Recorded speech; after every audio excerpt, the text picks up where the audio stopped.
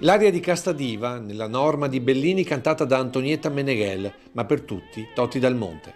Soprano prediletta dal maestro Arturo Toscanini, nata a Mogliano 130 anni fa e scomparsa nella sua pieve di Soligo nel 1975.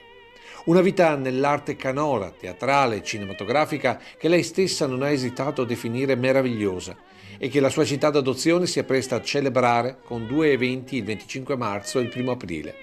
Un film sulla sua vita e un convegno di studi sulla vita tra pubblico e privato di questa straordinaria cantante. Perché è importante ricordare Totti Dal Monte?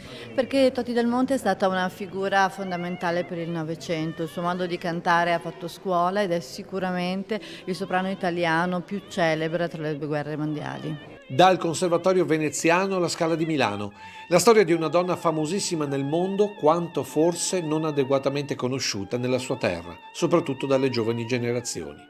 Ecco il perché delle giornate di studio, indagando anche sul lato cinematografico della diva con il Carnevale di Venezia del 1939 di Cesco Baseggio, per arrivare al cameo preziosissimo nell'Anonimo veneziano del 1970 con un indimenticabile Enrico Maria Salerno. Un calendario molto fitto che va a ricordare i 130 anni dalla nascita di questa importante artista e che vogliamo far diventare, come lo è stato per Andrea Zanzotto, l'inizio di un percorso culturale di avvicinamento delle giovani generazioni, ma anche di ricordo di questa nostra importante concittadina. E ancora il lato enogastronomico, con la cantante che scopre il talento di quelli che saranno i grandi cuochi nella Marca, inventando lei stessa un piatto ancora oggi proposto in quelli che sono stati i suoi locali, ovvero la sogliola alla Toti.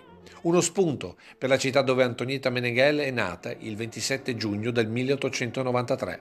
È vero che sciperete la sogliola alla Toti a Pieve di Soligo, anzi a Lino? Allora, non so se ci avventureremo nella sogliola, ma sicuramente lo spunto che Pieve di Soligo ci ha dato, cioè quello di aprirci al mondo dell'enogastronomia, ci solletica e per cui cercheremo sicuramente di andare a vedere le ricette e di provare a fare qualcosa o nei nostri ristoranti oppure attraverso la nostra Proloco, molto attenta a queste tematiche.